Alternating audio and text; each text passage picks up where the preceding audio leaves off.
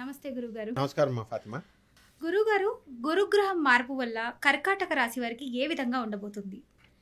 కర్కాటక రాశి వారికి జన్మంలోను ఉమ్, తర్వాత మనకి వ్యయంలోను ఈ గురుగ్రహ సంచారం జరుగుతుంది. ఉమ్హు, దానివల్ల ఏమవుతుందంటే వ్యయంలో ఉన్నప్పుడు అంటే మిథున రాశిలోకి మనకి ఈ యొక్క గురుగ్రహం ఇమీడియట్ ఈ రోజు నుంచి మారుతుంది. ఉమ్, మే 14, 2025 సంవత్సరం అర్ధరాత్రి నుంచి. దానివల్ల మనకి ఈ యొక్క సెక్యూరిటీలు సంతకాలు పెడతారు ఫ్రెండ్షిప్ మీద, ఉమ్. షూరిటీలు షూరిటీలు అలాంటివి పెట్టకూడదు. పెడితే గ్యారంటీగా అవతల వాళ్ళు కట్టరు. ఎంత బెస్ట్ ఫ్రెండ్స్ అయినా, భర్తలైనా, ఎవరైనా సరే. భార్య భర్తకు పెట్టకూడదు, భర్తకు భార్య పెట్టకూడదు. అంత స్ట్రిక్ట్గా ఉండాలి. ఎందువల్లంటే కంపల్సరీ లీగల్ ప్రాబ్లమ్స్ అరైజ్ అవ్వడానికి అవకాశాలు ఉన్నాయి ఉమ్హు, గురుడు 12 ఉన్నప్పుడు. అలాగే వ్యాపారాల దగ్గరికి వచ్చేసరికి కేర్లెస్గా మెడికల్ షాప్స్ రన్ చేసేటటువంటి వాళ్ళు మెన్షన్ చేయరు. అంటే ఇన్ని మందులు అమ్మినప్పుడు ప్రిస్క్రిప్షన్ ఉండాలా, లేకపోతే ఇన్నే రాయాలా, ఇలా కొన్ని రెస్ట్రిక్షన్స్ ఉంటాయి. డ్రగ్ ఇన్స్పెక్టర్ల దగ్గర ఇరుక్కుపోయినటువంటి వాళ్ళు బోల్డ్ మందిని చూశాను నేను ఈ గురుడు కర్కాటక రాశిలో. లాస్ట్ ఇయర్ అంతా కూడా మిథున రాశి వాళ్ళు అలాగే జరిగింది. ఉమ్, సో వృత్తి, వ్యాపార, ఉద్యోగ విషయాల దగ్గరికి వచ్చేసరికి కర్కాటక రాశి వాళ్ళకి ప్రాబ్లం ఏం లేదు. డబ్బులు బాగానే వస్తాయి. ఉమ్హు, జీతభత్యాల్లో ప్రాబ్లం లేదు. గవర్నమెంట్ ఎంప్లాయీలకి టీఏలు, డిఏలు, అరియర్స్లు అన్నీ వచ్చేస్తాయి. ప్రమోషన్స్ అనేటటువంటివి యావరేజ్గా ఉంటుంది. అండ్ ట్రాన్స్ఫర్స్ అనేటటువంటిది రెగ్యులర్ ట్రాన్స్ఫర్స్ జరుగుతాయి. ఉమ్, అండ్ పెన్షనర్స్ని కూడా ప్రభుత్వం గుర్తిస్తుంది. అండ్ వన్ టైం సెటిల్మెంట్ ఇచ్చేసి పెన్షనర్స్ పంపించేస్తుంది. ఉమ్, ఈ పెన్షనర్స్కి పుత్ర వ్యామోహం ఎక్కువైపోయి, పిల్లల మీద వ్యామోహం ఎక్కువైపోయి అసలేడు ముసలాళ్ళు అయిపోయారు. నోరు మూసుకొని వీళ్ళకి ఇచ్చింది వీళ్ళది జాగ్రత్త ఖర్చు పెట్టుకుంటారా, అనవసరంగా చిట్ ఫండ్లు ఎక్కువ ఇస్తున్నాయని చెప్పి అలాంటి వాటిల్లో వెళ్ళకండి. స్టాండర్డ్ చిట్ ఫండ్స్కి వెళ్ళండి. ఉమ్, అలా పాపం అన్ని ఇన్స్ట్రక్షన్స్ చెప్పి ఇస్తాం పెన్షన్ సెటిల్మెంట్ అప్పుడు. ఉమ్, వీళ్ళు ఏం చేస్తారు, పిల్లల మీద మమకారం ఎక్కువైపోయి పిల్లలకి అది తీసుకెళ్ళి బ్యాంకులో తనఖా పెట్టేస్తారు. దీన్ని ఉమ్, తనఖా పెట్టేసి మళ్ళీ ఏం చేస్తారు, వాళ్ళకి ఇంకో గవర్నమెంట్ ఎంప్లాయీ చేస్తారు షూరిటీ పెట్టించేసి ఆ డబ్బులు తీసుకొని వీళ్ళు ఏం చేస్తారనమాట, పిల్లలకి ఇచ్చేస్తారు. ఉమ్, ఈ పిల్లలు ఖర్చు పెట్టేసుకుంటారు. సో అవసాన సమయంలో ఈ ముసలి వాళ్ళకి డబ్బులు ఉండనటువంటి కేసెస్ ఎంతోమంది నేను చూసాం. ఉమ్, అలాంటి పరిస్థితి ఇప్పుడు కర్కాటక రాశి వాళ్ళకి ఉంది. అందువల్ల తెచ్చుకోకుండా, ఎవరైతే రిటైర్ అవుతున్నారో అలా చేసుకోకుండా వీళ్ళ పేరు మీద కొంచెం వేసుకొని జాగ్రత్తలు పడితే బాగుంటుంది. ఉమ్, అండ్ కర్కాటక రాశి వాళ్ళ భార్యలందరూ కూడా భర్తల మీద కేసులు వేసేసారు చాలామంది ఇంచుమించు.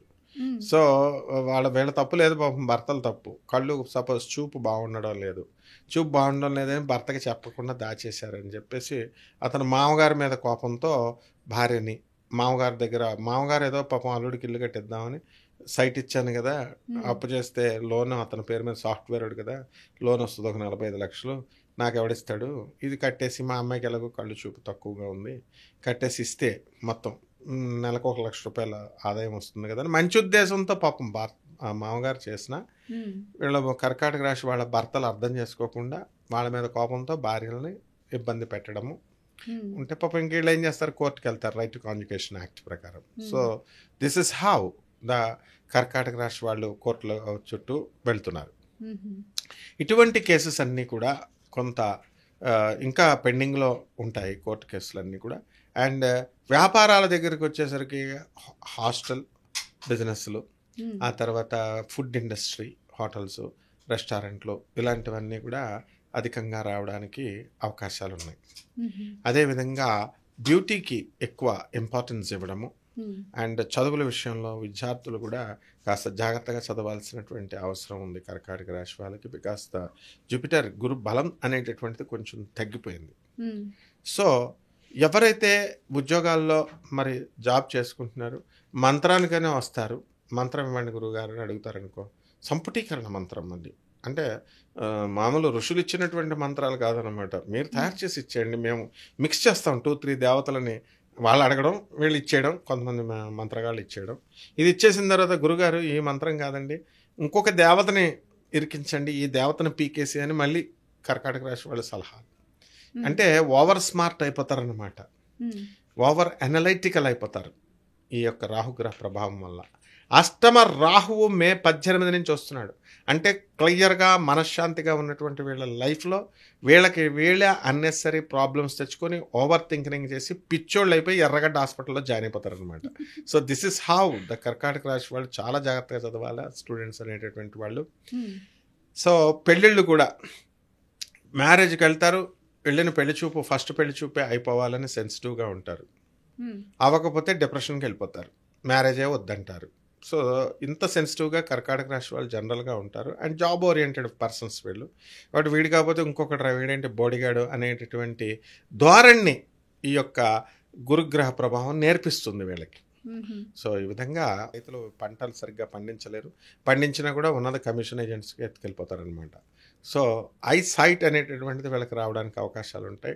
కళ్ళజోళ్ళ మీద కళ్ళజోళ్ళు ఎరగొడతారు. అంటే దగ్గర పడుకున్న చోట కేర్ఫుల్గా జార్చకుండా మంచం పక్కనే పెట్టుకోవడం, దాని మీద పడిపోవడం, మళ్ళీ అది వెళ్ళి మళ్ళీ ఒక 5-6 వేలు రూపాయలు ఖర్చు పెట్టుకోవడం, ఇలా కేర్లెస్గా అనవసరమైన ఖర్చులు అధికంగా జరగడానికి అవకాశాలు ఉంటాయన్నమాట. మరి వీళ్ళ మైండ్ సెట్ ఇదంతా స్టేబుల్గా ఉండాలి అంటే ఈ రాశి వారు ఎలాంటి పరిహారాలు చేస్తే మంచిది అంటారు గురుగారు?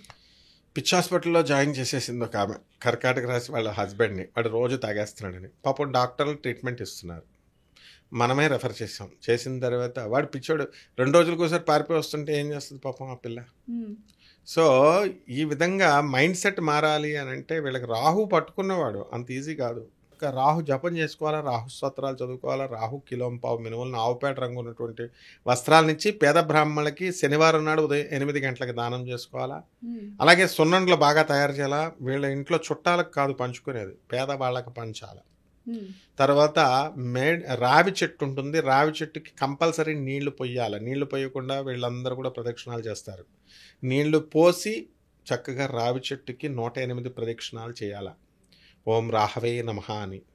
పువ్వులు మార్కెట్లో కొనాలి, దొంగ పువ్వులు ఎవరెవరివో దారిలో కోసేసి ఆ పువ్వులు తీసుకొచ్చేసి రావి చెట్టు దగ్గర పెట్టేస్తున్నారు. ఇలాంటివి చేయకూడదు. So they have to buy and they have to help the poor, help the needy. ఈ విధంగా ఈ రెమెడీ కనుక చేసినప్పుడు మాత్రమే వీళ్ళ జీవితాలు బాగుపడతాయి. చాలా చక్కగా చెప్పారు గురుగారు. ధన్యవాదాలు. ధన్యవాదాలమ్మా.